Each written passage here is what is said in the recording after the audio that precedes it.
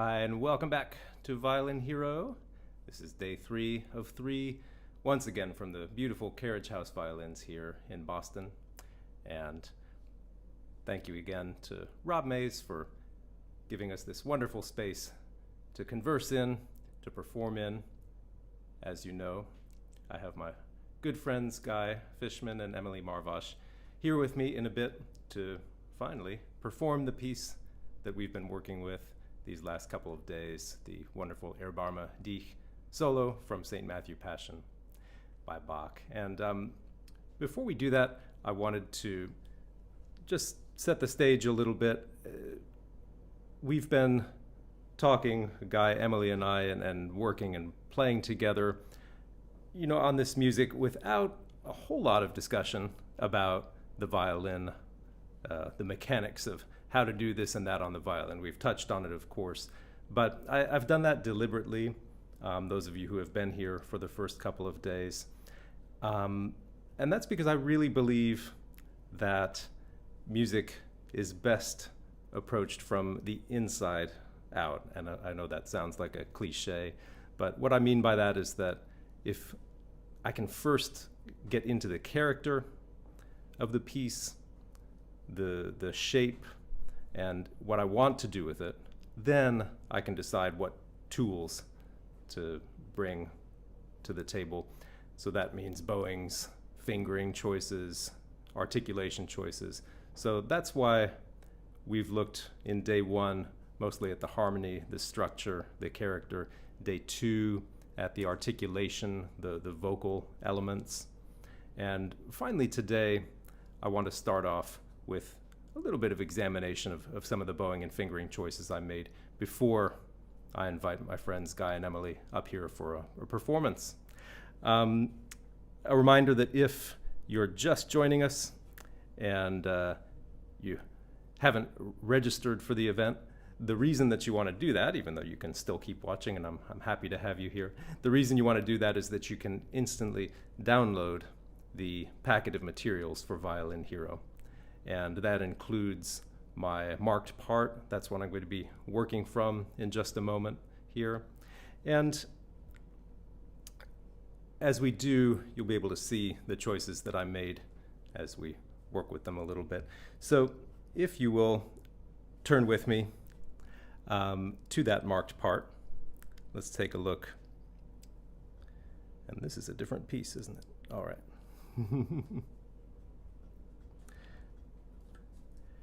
I experimented with Guy, particularly in day 1, on different string choices, and we talked about different use of vibrato.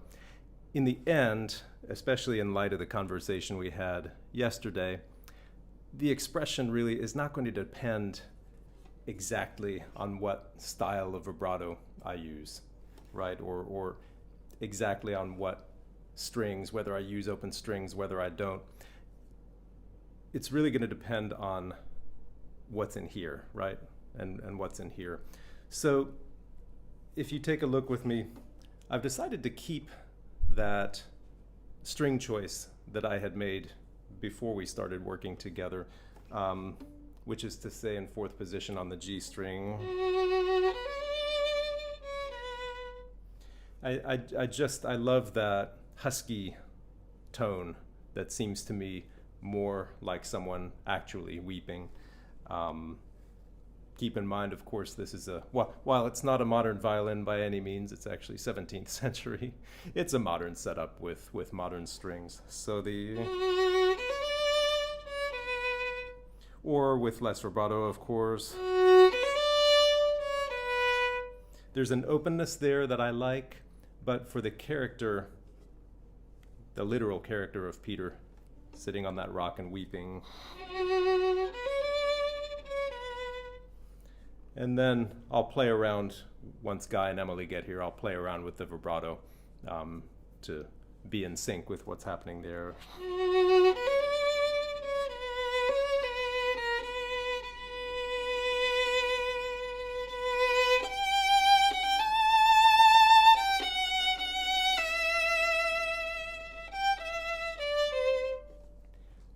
Bowings. You'll notice a number of hooked bowings, repeated bowings here. And really the reason for that is only where in the bow I want to leave myself for what comes next. It's perfectly possible once you get used to it to play 16th notes détaché with a smooth connection, right? Or to add a little bit of articulation that we do, I know this is the money sign, that we do between the thumb and the forefinger here, pushing up into the leather of the bow with the thumb. So why hook?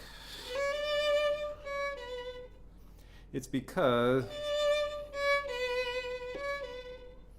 I would leave myself with a separate bow, I'd leave myself so high up, and it might take some finagling after that. In the end, there are endless combinations I could play, but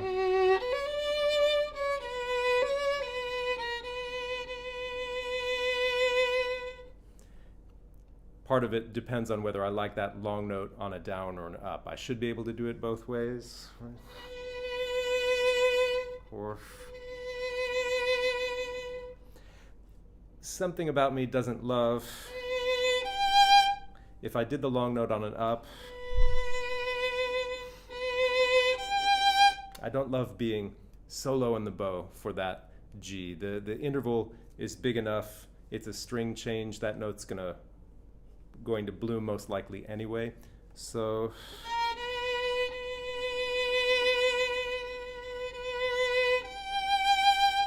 I love that note a little higher in the bow, which lets me highlight the even higher note, the A there.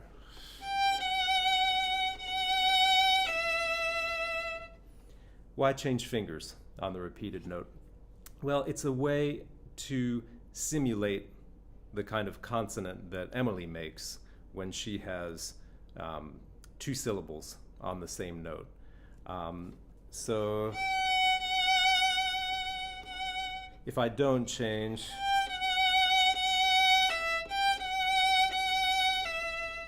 I run the risk, especially if it's a very resonant hall, this space is not over resonant. We've got microphones very close, so we're not getting a whole lot of reverb, which is the way I like it for this kind of presentation.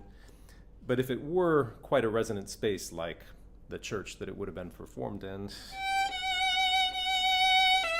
I run the risk of having that repeated note just sound like one long uninterrupted note. So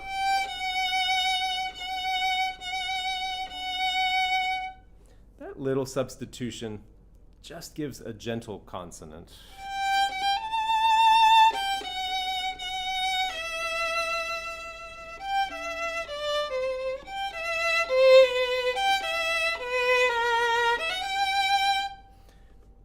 The length of these appoggiaturas you heard yesterday, perhaps actually on day one with Guy, he mentioned how later in the movement Bach writes out a rhythm that is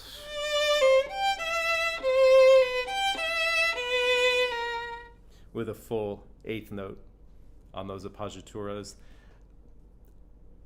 I like the slightly less square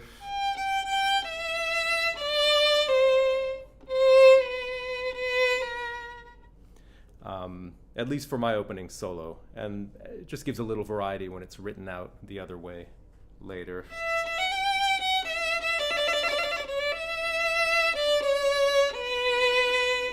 That one, I love a full eighth note for a longer note anyway.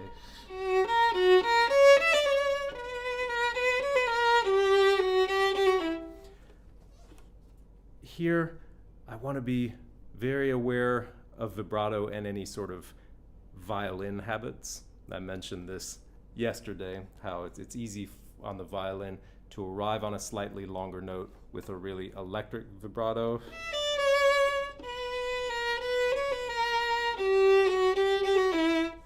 So that the quick notes get nothing, of course, and then the longer note, even though it's just a 16th, suddenly gets a big burst of vibrato. In tempo, that can sound like...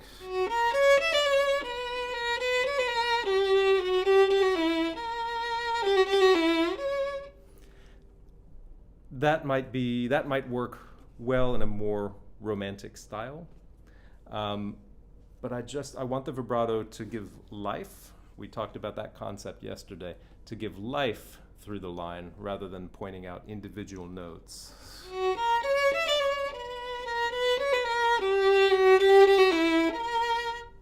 An important note like that, that provides tension, there I do really want to highlight with vibrato.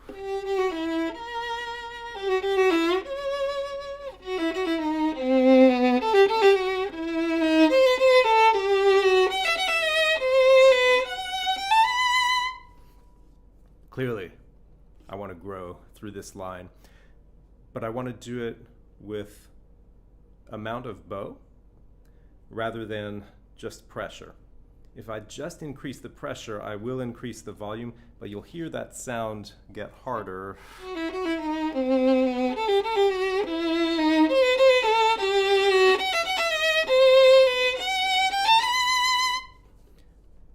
That's perhaps an exaggeration, but not too much of an exaggeration. I see and hear that all the time. If I let the bow free up in order to grow, yes, I will probably be adjusting the pressure as needed, but that growth in the line will be accompanied by more air, which is exactly what Emily will do when she gets here.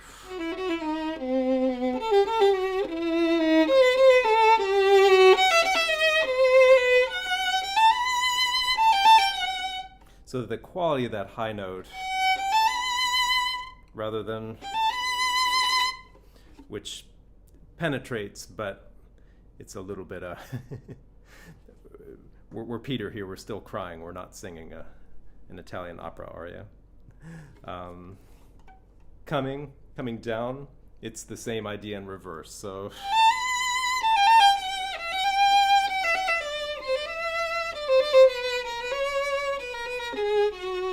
So from using the whole bow, I end up about in the upper half.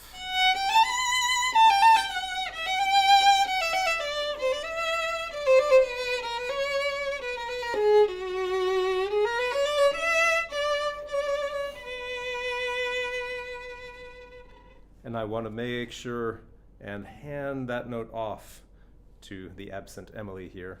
So not a, an energetic cutoff like that, of course, but, and then she'll come in on the pickup right there. So my fingering and bowing choices throughout this piece, and in any piece, I always hope to come at them from the character and the expression first. And then if there's something that's terribly inconvenient for the instrument, then I'll try some other things and perhaps discard and change around. That's the process for fingering and bowing any piece. And then the hope is that once your friends come in, once your fellow performers come in, that they've become, through practice and repetition, a genuine part of the expression and a way for you most easily to bring out the character. So that's, of course, what I will hope to do in our performance today, and what all of us I know will do. And many of you here today I know are not violinists, and I always welcome a worldwide community of players, whether you're violinists or not, whether you're professionals or not. And one of my favorite things about working with a worldwide audience is that we all share this great music. And you've heard Emily, Guy, and I talk over the last couple days about what live performance really means. It's not about perfection, and I don't mean to speak too soon, but I'm sure our upcoming performance will not be perfection in all of the many thousands of ways we might wish it would be.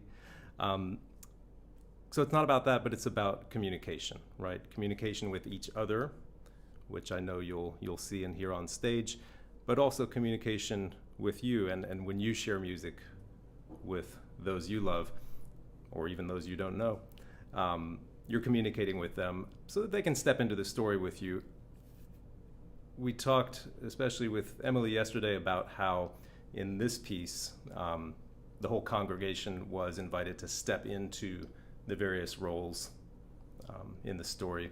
So in this aria, we are Peter. We might even see ourselves as God listening. And that's a powerful image, isn't it? And it's different from just listening to music or appreciating music. And it's for that reason that I always feel like my biggest breakthroughs come from performing and preparing music for performance. I know this next part might sound a little corny, but if you've been with me this far, you're probably willing to go a little further. But in this story, Peter was one of the most devout and faithful of the disciples. In fact, Jesus had called him, would call on him to be the rock, the leader.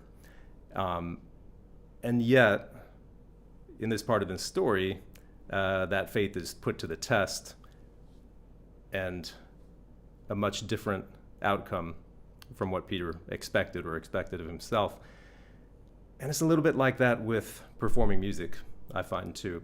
You can build a really strong foundation in the practice room, scales, etudes, exercises, and all the rest. But it's only putting it to the test and taking that process all the way to the end and sharing that music when you really find out what's inside of you, and when you have the opportunity to grow, to change who you are inside and how you communicate. So it's on that basis that I started working with my audience of violinists on repertoire and basing a whole program around repertoire. That program is called Daily Virtuoso, and I'm actually excited to start the third year of it now. I've been going at it for 2 years. In Daily Virtuoso, we're not practicing in a vacuum. We prepare music to be heard, real pieces, whether that's on a concert stage, in a studio class, or just for the friends in your living room or the friends here in Carriage House. So I'd love to invite you to join for what's next. And I know, as I said, many of you are not violinists, so it's not going to be necessarily for everyone listening.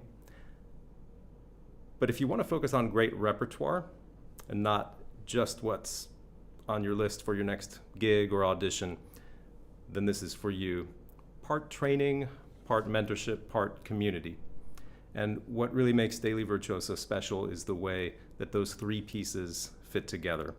It's the music that we're working on, the people that you get to take it on with, and the guidance that keeps you moving forward. If you're just a beginner, if you're just starting out, Daily Virtuoso is not going to teach you how to play the violin. I as a rule of thumb, the sort of Suzuki book 5-6 range, we need those skills, that familiarity with the instrument to be about there. If you don't want or have a daily practice rhythm, it's probably not for you either. It's called Daily Virtuoso, right? It's not sometime virtuoso, and definitely not a quick fix or a shortcut. Unfortunately, those don't really exist in art. But if you're already playing the violin most days, and if you believe that you would practice more, smarter, or could get better results if you had structure and accountability, and if you want to use real repertoire for those breakthroughs to level up your technique, your sound, musicianship. Finally, if you crave the support of colleagues who are going through it right with you, then Daily Virtuoso is designed just for you. So a quick rundown of how it works. I'll get a chance to speak with you later after our performance of our Barmendique, but just a little bit about what goes on. Our curriculum is based quarterly. Every quarter we go through 3 cornerstone pieces. That's typically a full concerto, a sonata, or perhaps an unaccompanied Bach piece, and then a showpiece, a recital piece.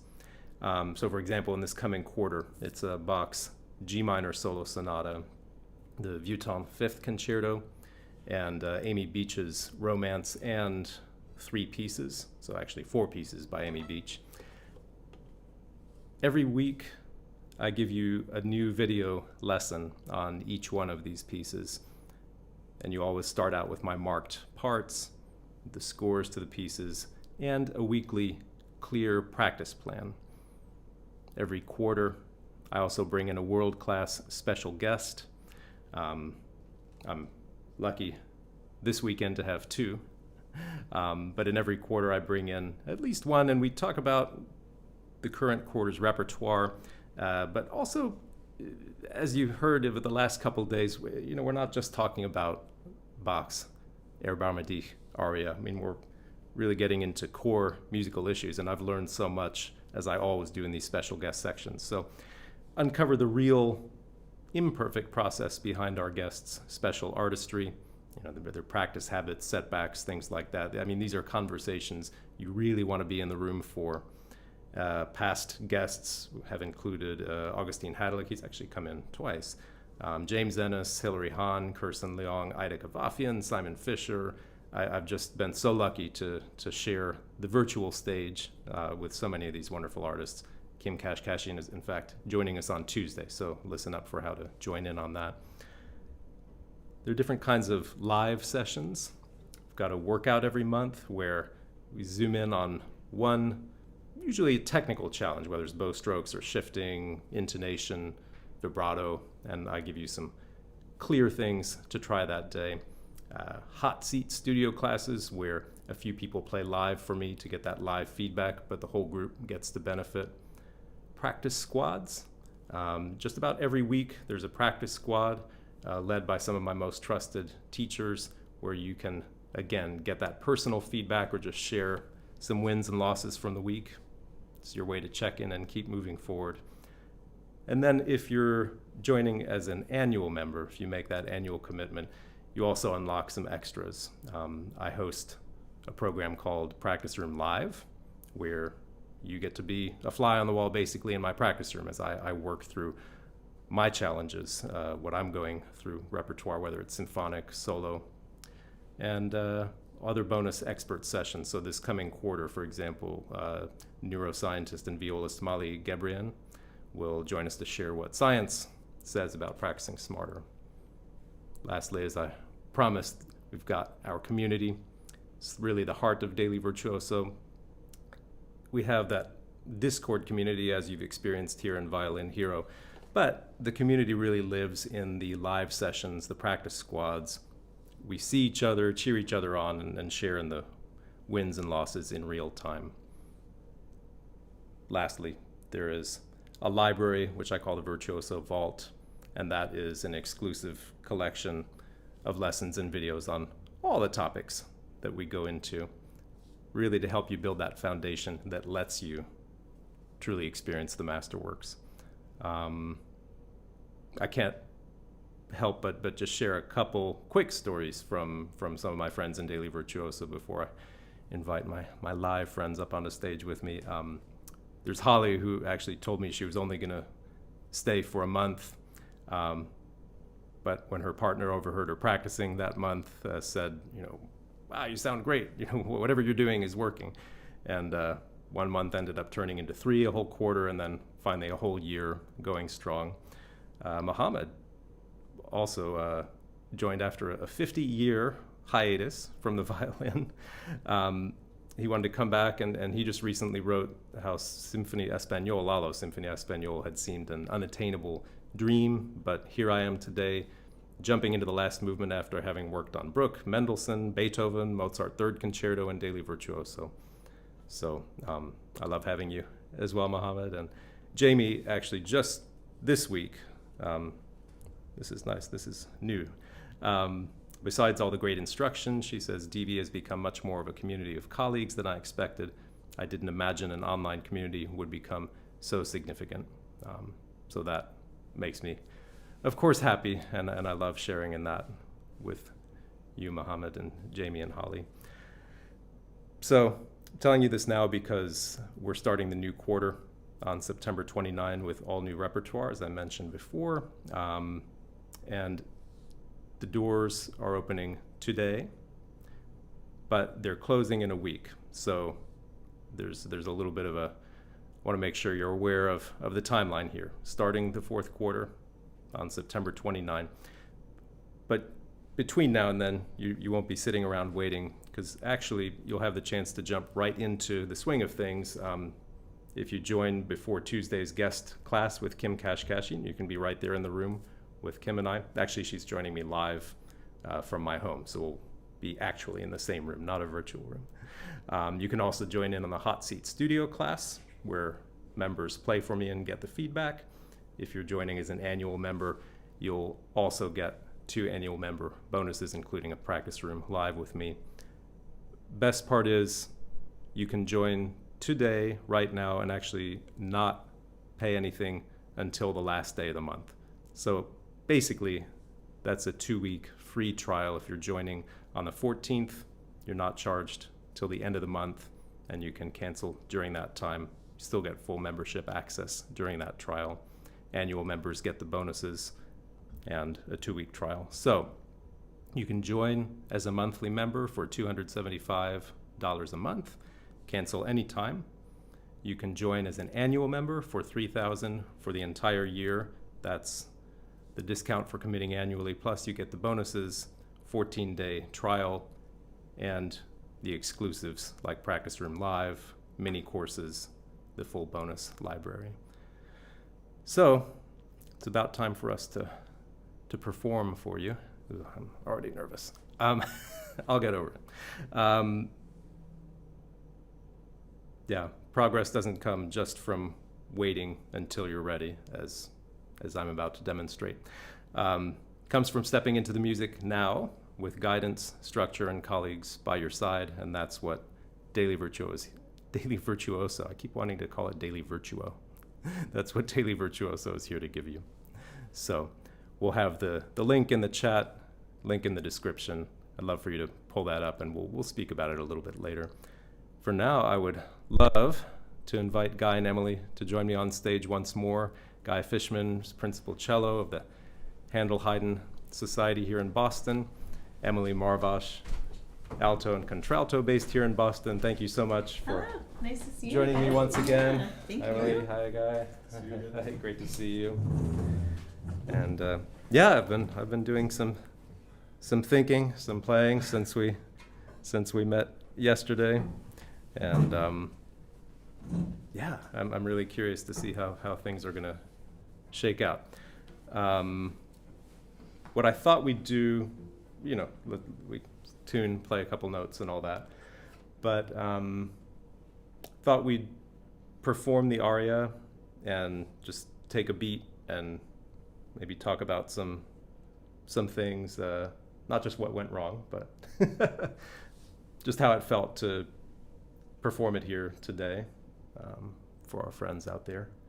And then maybe we'll have a chance to try a thing or two. Great. Again, and there may be a couple questions from those watching too.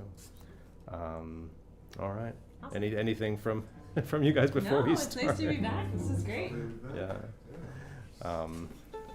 Where am I actually? I think I keep dropping each day. Tuned at the factory.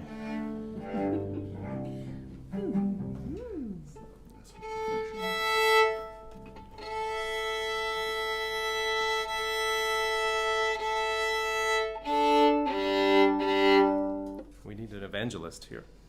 I can do it. Oh, okay. All right. Do you want me to? I can give you the lead in if you want. Okay, all right. Maybe just Wonderful. from the end of measure. No, oh, I you don't have it. have Okay. but if you... Can I just share with you? Yeah. Sorry, I'm springing this let's on do you. it. I hadn't thought of it until. Yeah. Sharp, maybe. Und ging heraus und weinte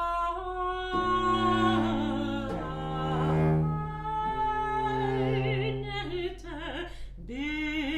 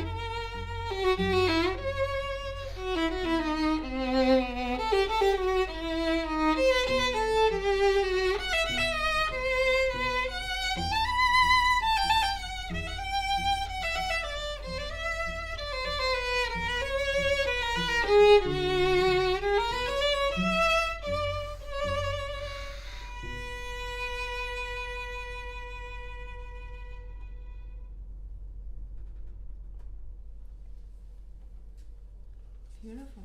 Ah, Gorgeous. bravo. Yeah. The chorale that comes after that is often sung with the choir being seated, Oh. which is a really beautiful, very intimate thing. Oh. Oh, thank you. I feel like No, it's gorgeous. What a great piece of music. There's so much in it. Yeah, it's funny how performing, this would happen, well into the piece as a whole. So there's something profound about performing it, just jumping right in there, but it's tough to combine with the usual I don't want to call it nerves exactly, but there's a heightened awareness that people are listening, and I find it sometimes takes me longer than I'd like to sort of forget about what's happening with me.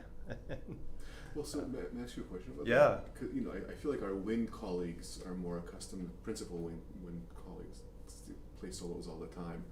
but even for a concertmaster, it's relatively rare to play a solo, and sometimes, you know, it's the end of the second movement of Brahms 1, and you've played 25 minutes of really heavy music, and is there anything you do to be able to, because this is what would happen here, right? You will have been playing, gosh, almost 2 hours of music. Right. And suddenly you have to either seated or standing up. Not only you know, perform technically, but as we've been discussing, provide this intense emotional backdrop to this music. Well, yeah, I mean, the thing I do really is to, because as you said, suddenly you have to embody this, and if it's a symphonic solo, right, you've played a certain role. I mean, generically, I guess you'd say you play the role of violinist in the orchestra, and now you're a soloist. Of course, you could take the character, whatever the solo is, and say, okay, that's my role. But I find I need to find an image or a sound world, basically, that is going to help me produce the exact sound that I have in my ear. So if, as I'm preparing a piece, it's taking me a good, like now that we've played it through, I feel like now I've got the sound in my ear. You know, and that's 5 minutes. In the practice room, maybe it takes 10 minutes, or maybe it takes 30 seconds, and hopefully week after week it's a shorter process. But that's with playing. You know, if you're sitting in the orchestra and this aria comes up, you're not able to take, give me 15 seconds. Yeah, right, exactly. Right. So it has to happen here, and so that to me is something as important or more important to practice than the fingerings, the bowings, and all that. So I have to come up with a key image, which actually in this piece is pretty easy for me to come with. I imagine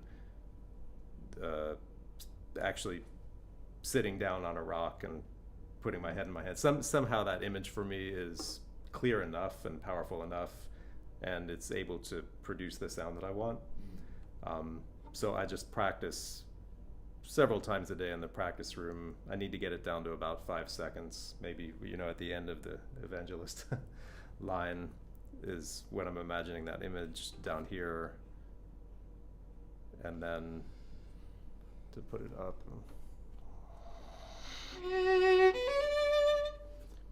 And part of that process is, okay, the image was clear, this was clear, but then the sound was, I did something that kind of interfered with that. And this happens in the practice room? Yeah, and it has to be refined. I mean, it usually takes me a good week or more to reliably feel like I can switch into that. That combined with just a general sort of centering the energy down, because otherwise I'm likely to, you know, it's the big solo. So that's why. How about? Curious to hear what you two do for that. You have solos more often. I hear my own sound with very little accompaniment often in recitatives and things like that. But cellists get even fewer solos, and I find the hardest thing for me is to get out of, as I'm playing, to get out of sort of a super heightened and critical, or maybe the trick is not to get out of it, but to learn to embrace it and use it in a different way. Because if if something is just slightly off, and you're often playing with instruments that go out of tune as you play them, an organ will start rising at some point, a harpsichord will go flatter. So intonation is constantly adjustable, has to be adjusted. And since I was a child, I mean, intonation has been like that's the thing I'm most worried about. Yeah. And so kind of letting go of that is difficult. Anyway. Yeah, letting go. That's what I was feeling even as we were playing. It's like, okay, at this point it's going to be in tune or it's not. Let me actually listen to more than just that. Yeah. I mean, especially for pieces like this, for the Passion, soloists get cold because you'll sit on stage for 45 minutes with nothing to do. And especially the strings are moving. Guy plays every single note in the piece, and we just get cold. And it's that for the John Passion is very. You have to think about that, and so that definitely, how do you stay warm? One of my secrets is humming quietly along with when the choir is singing. Because you can just kind of keep things a little bit. It's. I think you guys do a little bit of this sort of like touching, and you'll see like the timpanist like really down. He's like checking the tuning a little bit. So we all have our different ways to kind of keep ready for that. But there's also often what happens in this is I have to get up and I have to walk 20 feet and arrive at the right place and to be serving the story the whole time. That's just constant focus. And you have to practice doing that. I remember, Steve Kerr, who was kind of a role player on those 90s Chicago Bulls teams that won championships. He had a few different jobs. One of them was just to hit 3-point shots, the long distance shots. And since he wasn't a starter and would be coming off the bench, he eventually realized he needed to practice literally sitting on the bench for 10 or 15 minutes, then throwing off the warm-up jacket, running onto the court, and taking a 3-point shot. And that would be a true indicator for him of how this is going to go in the game than what he had been doing, which was, just practicing 3-point shots. Yeah. That's a good analogy. Yeah. Anything you'd particularly like to try again? We can also leave it as it was. I think I would love to know if there are any questions coming through. I personally, going through that, I felt a lot of freedom in the tempo. I felt like the three of us were kind of on the same wavelength with like when to pull back a little bit, when to fall forward, etc. That felt nice. Yeah, it's funny. We tempo is not something we experimented a whole lot with. I mean, partly you have a very clear sense of the pacing of this, which I appreciate. And certainly the music doesn't play itself, but it is written so well with the. When violinists audition with this and there's no accompaniment, it's a very tricky tempo to sort of nail without help from you. Yeah. Well, you have an interruption to you can't set a tempo with one beat, you need two, and your first two beats have an interruption between them. You really have to think a lot about how you're going to do that ornament, right? So I can imagine someone already nervous in an audition. And having to do that is difficult. Yeah, and there's a convenience in playing it faster.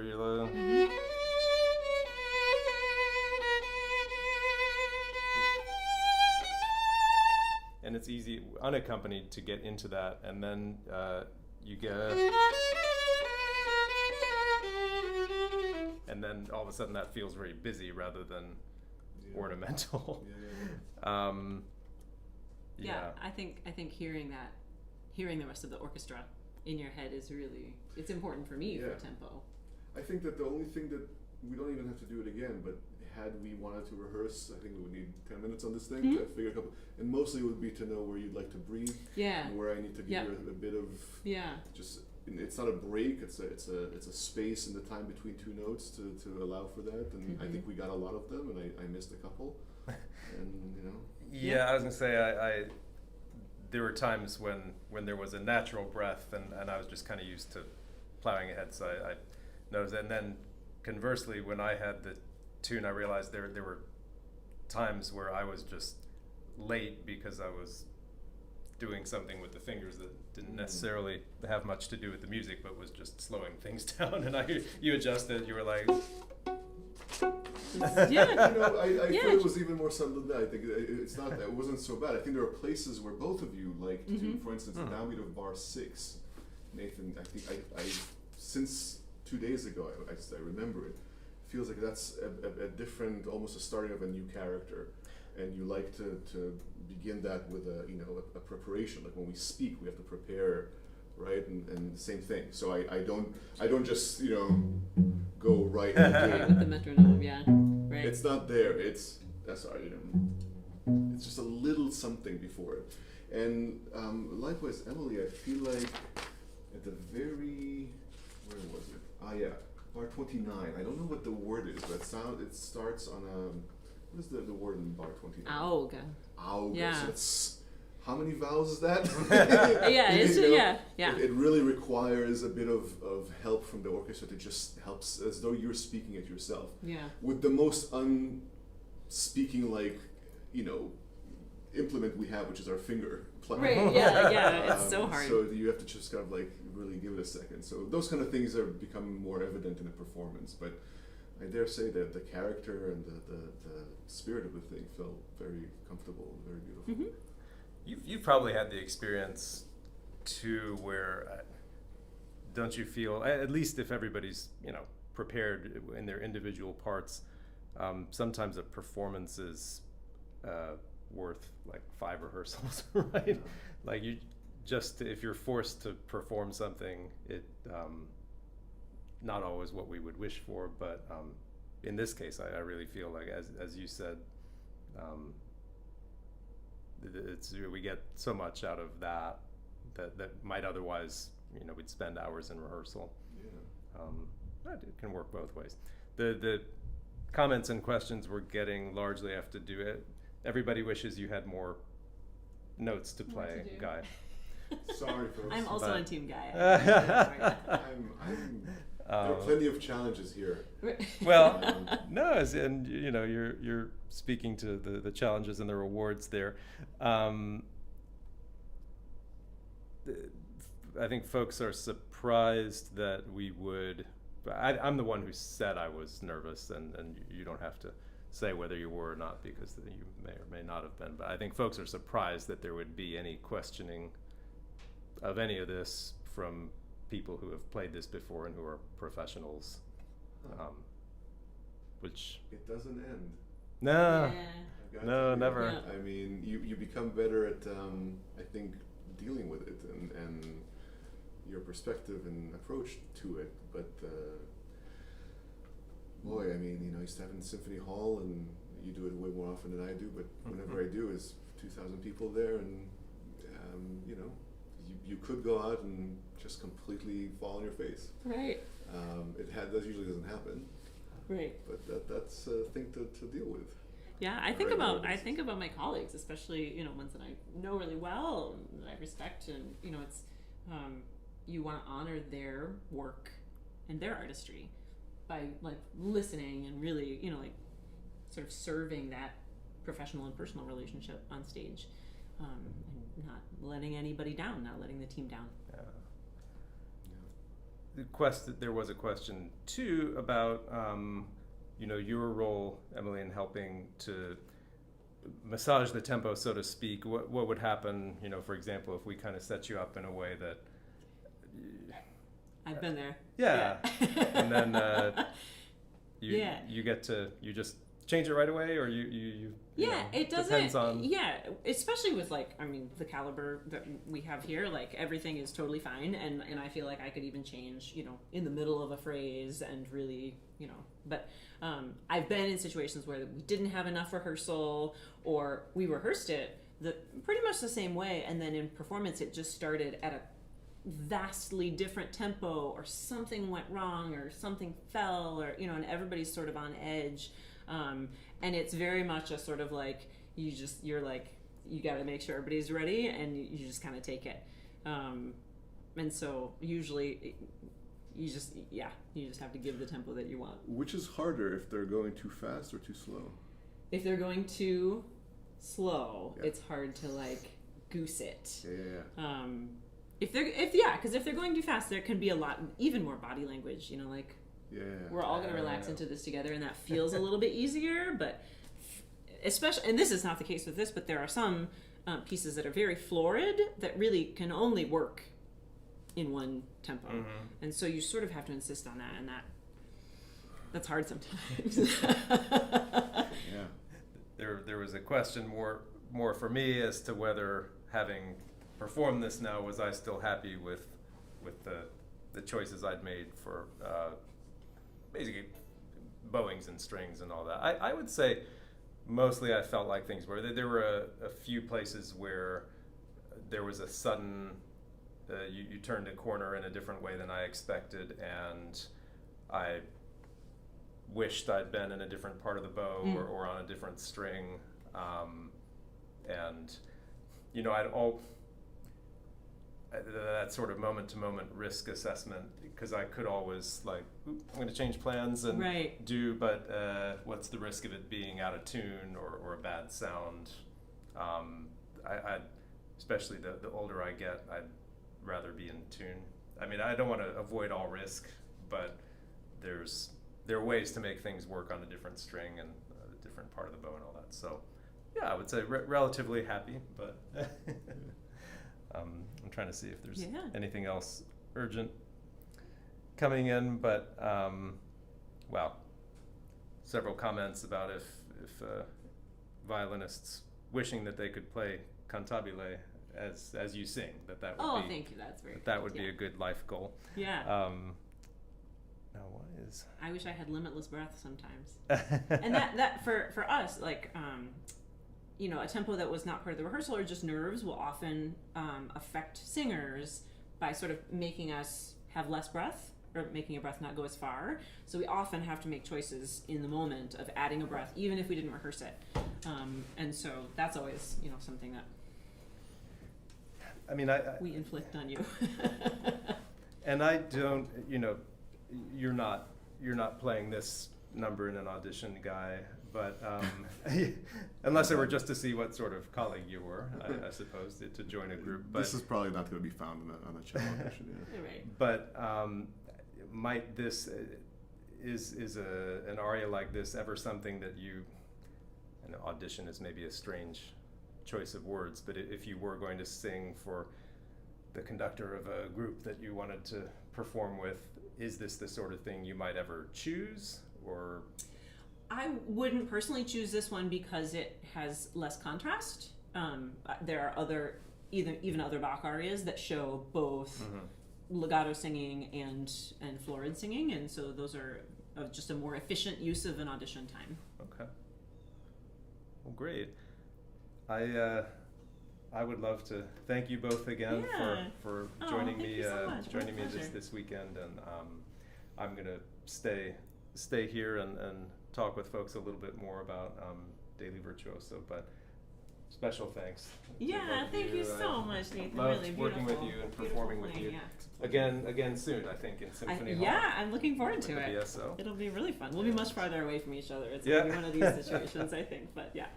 Thank you so much, and thank you all. Thank you again. But what a privilege to play with Guy and Emily, just artists of that stature. And I I always wish my practice room could, be full of allies. I would practice with you. Just let me know when. Okay, Guy says name the time and place. He'll practice with me. So I'd love to stay with you now if you have any questions for me about Daily Virtuoso. I know we've got the link in the chat there, in the description. If I can just fill in some gaps for you, let you know how you might benefit from having not just two allies, but one main guide and me, and then a whole community of folks who are playing the same music at the same time. It strikes me, there are so many ways, obviously many more ways nowadays to get help on the violin than there were when I was growing up. Obviously I had to, if I wanted to play a piece of music, I had to go to the music store and find it, or I had to ask someone to photocopy. Now, of course, we can download just about anything we want. Similarly with recordings, if I didn't have a recording of a piece, I was stuck until I went to the library. Maybe I had a recording, but only one.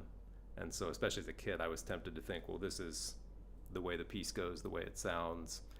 Now, of course, we can go on YouTube, as you are now, and hear a wonderful variety of interpretations, and you can share your own, of course, too, which seems scary. But you can also, luckily, now you can find lessons on all sorts of aspects of violin playing, which it's amazing to get perspectives from players I really respect and look up to. I love watching them perform. For me, that's still the best lesson, but There are teachers who have lessons up online as well. I learn a lot from those. What's different about Daily Virtuoso is that it's really based on the repertoire, on the pieces. So everything is geared toward the piece from start to finish. And so everything that I take you through is geared toward that. And then the supplementary material is always in support of that. So there's no kind of wondering, well, what do I work on next? What lesson do I sort of jump to next? Because I'm taking you on that quarter-long arc through the pieces, through the repertoire. So, a lot of questions also. You can find the answers on the page that's linked in the chat. And as I said before, there's really no risk to signing up today because you won't be charged until the end of the month. And that means you're getting, in effect, 2 weeks to try everything out. You can join for some of those live sessions. You can explore the vault, which includes now not only the fundamental lessons, but all the pieces that we've done in the past. We've done 8 quarters so far, so that's 24 pieces. You can check out all of the arcs of all of those pieces. Pick any one that you want to work on these next 2 weeks before we start next quarter's repertoire. Well, it has been a pleasure coming to you live from Carriage House here in Boston. Thank you again to Rob Mays and his team for this beautiful space. Thanks to Guy Fishman and Emily Marvash for joining me. And thank you for being part of Violin Hero, and I hope to continue this journey with you in Daily Virtuoso. See you soon.